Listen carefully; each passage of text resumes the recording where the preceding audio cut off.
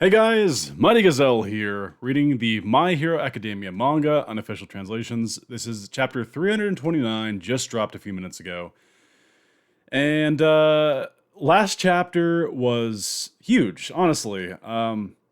We get introduced to America's number one hero, Star and Stripe.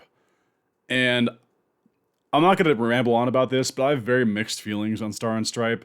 I'm concerned that they're my biggest concern, I think, is I feel like she's just showing up to die because I'm not the only one that feels this way. A lot of people in the Discord, by the link in the description for the Discord, um, we feel that she's gonna be like a martyr. Like I don't want to put words in their mouths, but I feel like she's gonna be a martyr. Kind of show up, be the big strong hero, and then just get stomped, and that's gonna set the tone for like the final arc of the series. That's what I think is gonna happen. But I also have concerns over the fact that she's apparently All Might's prior disciple. I don't like that. Hopefully, it's not that serious because I've always liked the idea of Deku being All Might's first disciple slash student. That's why All Might's so bad at being a teacher and always messing things up. And I feel like it works so much more that way. If that's the case, I'm gonna open my Arizona iced tea that I have here. Um, yeah, I just have some concerns over her. Also, I don't want her power to be like the exact same as um, Captain Celebrity, which, by the way, R.I.P. Captain Celebrity for not showing up. That was his. This was his like biggest chance, but no. And I know people like to debate. Oh, number one rated hero is different than number one hero. I'm not going to jump in that debate. So let's just dive on in. Oh, quickly before we begin, someone shared some art that they made in the Discord, and I really wanted to share it with you guys, and I got her permission to share it with you guys. User by the name of Dalka, Deka or Dalka, I think it's Dalka, shared this sketch she did of Star and Stripe, and I just thought it was so cool, and I wanted to share it with you guys. So thank you for letting me share this. I love how simplistic it is, yet I love the blue. I think it looks great. And while I'm not jumping quite on board the hype train of Star and Stripe like a lot of people are, I think this was great art and I wanted to share it. So uh, let's just dive on in. Chapter 329. Whoa. Okay, first panel we get the ultimate super powerful soldier has arrived. Chapter 329, the West makes it just on time, ready to save the day. Whoa, dude. Very American. This we get a shot of Star and Stripe, and her cape is huge. It's literally since we don't have color, I don't really know the color of it, but I assume it's white and red. It's white and red stripes in the cape. Continues down her suit. She's got very almost like a Wonder Woman feel. She's got kind of like the gauntlets with the stars on them. She has this high collar that Best Jeanist would be proud of with the stars on it. Her hair has okay. Another one of my gripes is I don't like her ripping off All Might's motif, and like I'm not gonna write this character off yet as being like a All Might knockoff, but like come on, that's All Might's thing with the hair and stuff, the two like things. But maybe she'll grow on me. This is a great first shot though. Oh my god! Whoa. Okay, so we're getting All For One. Whoa! All For One sitting on this, like kind of crumbled a little bit throne. He's got his breathing device hooked up, and he's got three Nomu like standing behind him as like bodyguards. How cool! He says, "The stakes are higher than ever before now." And then we get a narration. What is the greatest evil aiming for? We get a shot of there's like a passageway and it's covered in vines. And it looks like we're in some sort of forest or whatever. Thanks to the escaped inmates causing havoc, the heroes and the police are too busy to focus their full efforts on us. Looks like we win our little game of hide and seek on this small island nation we inhabit. I assume he's referring to Japan. A small island nation. We get Spinner. Okay, he's talking to Spinner? All right. Spinner says, it's still our victory if we escape overseas, right? My end goals are different. To win in this game of hide and seek was not but the first goal. To get my hands on One For All again. That's the next step. Whoa, and then we get the shot. So we see him in this cave. So they're not exactly living in luxury here. They're like this cave, and it's like have lantern lights and stuff. So he's just having a one-on-one with Spinner. There's no one else in the room. I mean, there might be in like the corners and something, but from this shot, it's just Spinner. That isn't the final thing, says Spinner.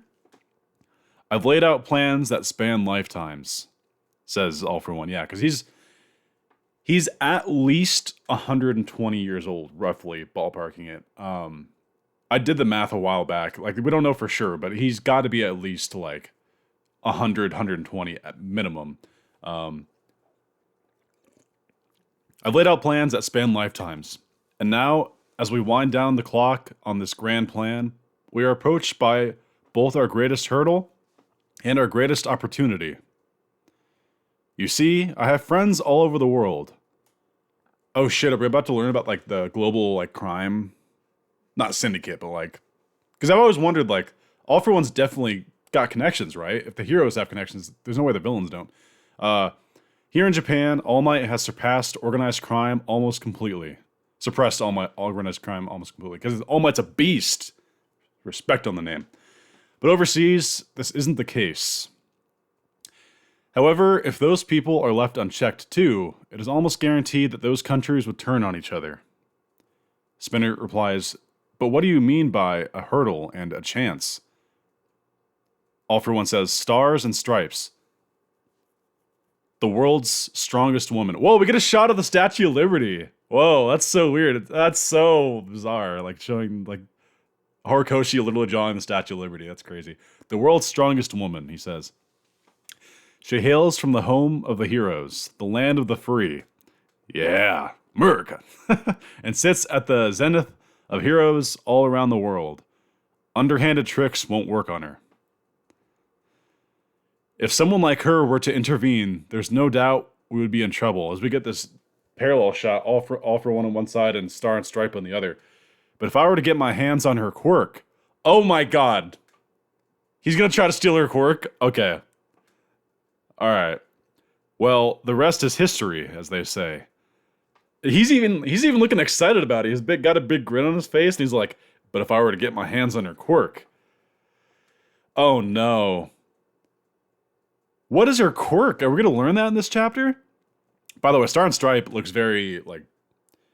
Obviously, she's, like, beautiful, but, like, she's very, How do I want to say this? Americanized? Like, it's not like how we would get, like... She looks different than the characters we see in the Japan, like the Mirkos and the Mount Ladies and stuff like that. She just looks... I don't know. Definitely more Western, which is cool. I like how Horikoshi captured that. Continuing on. Unlike Toya-kun and the others, you've acted as my bodyguard so far. But the time has come for you to play your part as well, Iguchi-kun. Dude, Spinner's getting a big moment? What the hell are you about to ask Spinner to do? Henceforth, you will be helping Shigaraki Tomura out in battle, my dear Spinner. You were a nobody. Because of your appearance, you were discriminated against your whole life. Is Spinner about to get his own, like, little mini arc here? Because they're showing, like, close-ups of Spinner and stuff. Can you hear their voices? There are many people, just like you, who support you in secrecy. As we get a shot of the city, it's just kind of, like, crumbling away. Liberate the paranormal, some graffiti on the wall. Get together. Spinner, spokesperson of the PLF. Whoa, what? Wait. Although Redestro is held back by his conforming ideologies, the embers of liberation are still smoldering. Whoa, what?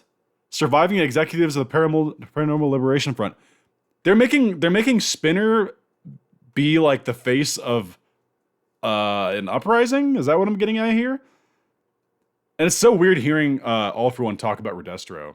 That's so strange. You don't ever hear villains talk about other villains, you know? And the people... By the way, I've wanted to know more about this Bug Girl. Really cool design. We saw her briefly as part of Redestro's army. She's got like things that like wrap around her face. She's here again. And the guy who's talking is this guy who's wearing like an executioner's mask. The embers of liberation are still smoldering. Surviving executives of the Paranormal Liberation Front as they're walking down this alley. We are support to the Vanguard Action Squad.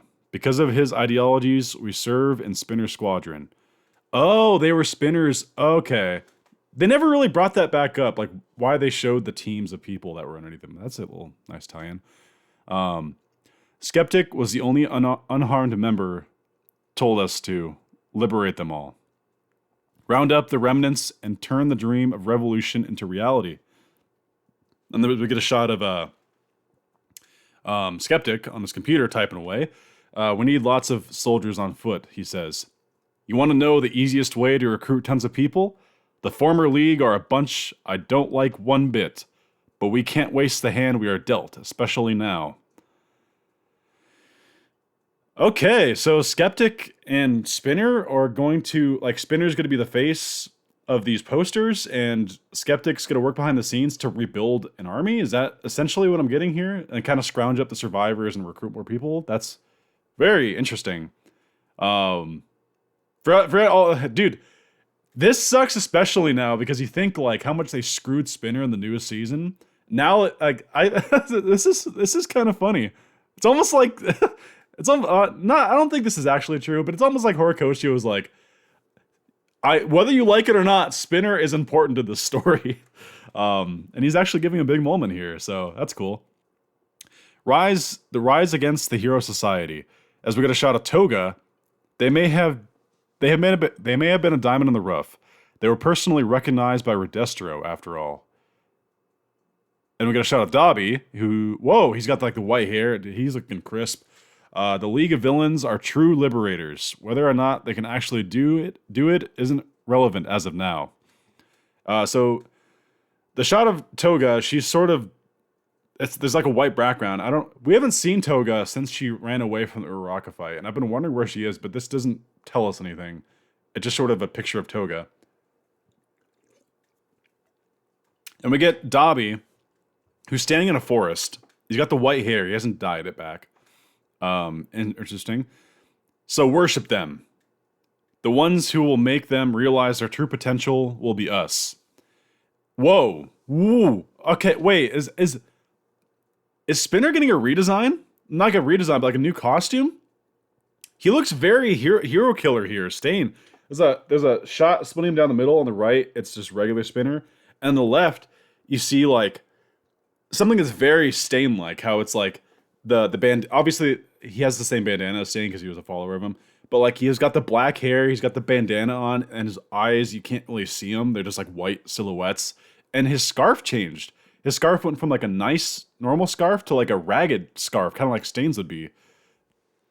Are we legitimately getting a Spinner arc set up here? Interesting. Horikoshi literally said, "Yep, this is the final arc, or the final act of My Hero, and we're finally giving Spinner his time to shine." Although he had moments in NBA, but they didn't show it in the anime.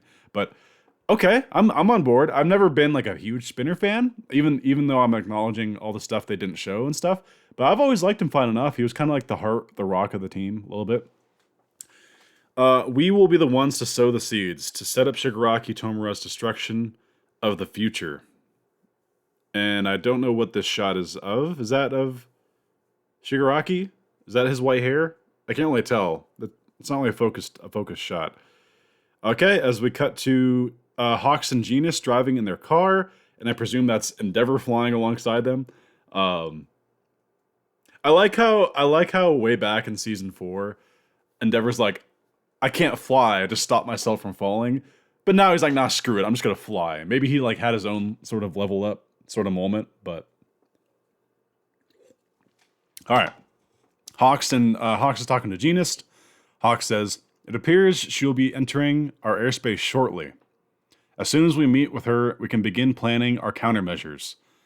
Okay, so they know she's coming, even though she discarded all regulations and just went there by herself. Clearly, she or someone contacted the remaining heroes in Japan to let her know she's coming. Okay. All right. Hawk says, "It really is reassuring to have her on our side, but will she be all right in a situation like this?" Hawks looks a little nervous. Genis replies, "She can handle pressure. That's what makes her especially helpful in these dire circumstances. I actually wanted to talk to her about the precious vintage denim made during the Golden Rush era." Ha! Cool. Dude, I just said at the beginning of this chapter how I feel like Genus would approve of the tall ass like collar thing she's got. That's funny that he's actually saying I want to talk to her about vintage denim during the Golden Rush era. See, the Golden Rush era, all this like prior hero history. I want to know. They need to release. Horikoshi needs to make like an almanac or something, like a book, a history book of all this stuff. I would love to read that. That'd be so cool. All right, continuing on. This is Tsukauchi. Endeavor. Hawks, do you copy? They're getting a message from Tsukauchi. Hawks looks a little surprised. I just received word that there's something else in the airspace around 50 kilometers away from their planned landing spot. It's him. He has arrived. Who? Who's he? Oh my god. Oh my god. Shigaraki arrived? They just said he wasn't ready for 3 more days. Is it early? Oh my god. Oh, the shot. Oh, wow. Okay. Ooh. Ooh, okay. Something's about to happen here. Something's about to go down. We cut to a shot above. I presume this is above the clouds, because in the distance you see a silhouette of the fleet of bombers, and with Star and Stripe on top. And then in the foreground, closest to us, you just see Shigaraki's hand. You know it's his hand because he's got that creepy little air hole thing that he has now, which is really gross. But like, he's wearing some sort of. Is he wearing a black cape? Interesting. Whoa. Whoa. All right. All right. If you didn't think Star and Stripe resembled All Might before, this is literally. This shot is just female All Might. She's doing the T pose, you know, fist at the hips. She's jacked. And she's giving the big smile. Not as big as All Might. All Might still has the biggest smile. Fight me. And her hair, like she's literally female All Might. I'm sorry if I like offend people by saying that, but like her entire motif is just obviously All Might based a lot of his stuff on like the American. Anyway, I'm just gonna continue. You must be one free guy to come all the way up here to greet me, she says. And then Shigaraki, it's definitely Shigaraki, he looks back and he's got like something covering his face. All we see is his eye, because the other eye is covered by hair. And then we get Star and Stripe starting to like grit her teeth. Are you the villain they call All for One? Oh my god! Holy shit! This shot of Shigaraki is so good. Oh, that's so good. Oh, that's the thumbnail shot. Oh, wow. Dude, I feel like Horikoshi's just changing his art on the fly. He's standing on a flying Nomu. And just this... I can't wait to see this animated. Oh. Well, who am I, indeed? That's a weird response. I'm not gonna dig too much into like the dialogue, because again, these are the unofficials. Wait for the officials to come out if you want to exactly. But that is interesting. Well, who am I indeed? That's not how Shigaraki would talk. That's very much how All for One would talk. So who exactly is in control here? That's what I'm wondering. And yeah, F whatever they said about the 3 days thing. Now wait, that might technically still be true. Maybe 3 days was for 100%.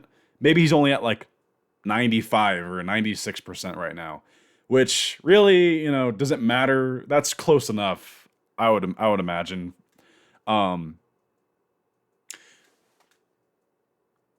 Wow. Okay, so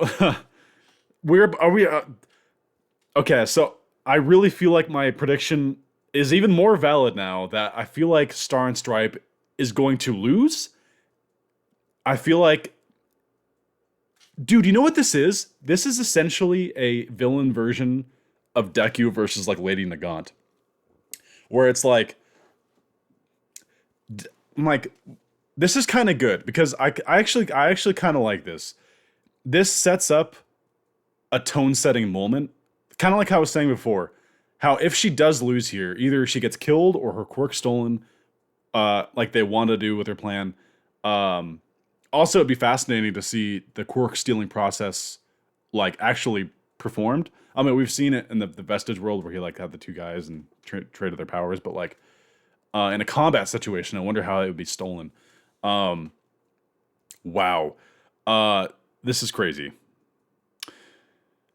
They're about to throw down in the middle of the sky, and I this is lining up perfectly how I predicted this would go. I think Shigaraki or All For One, whoever's in control, I'm gonna call him Shigaraki for now. I think he's going to destroy the entire American fleet, and I think Star and Stripe is going to lose.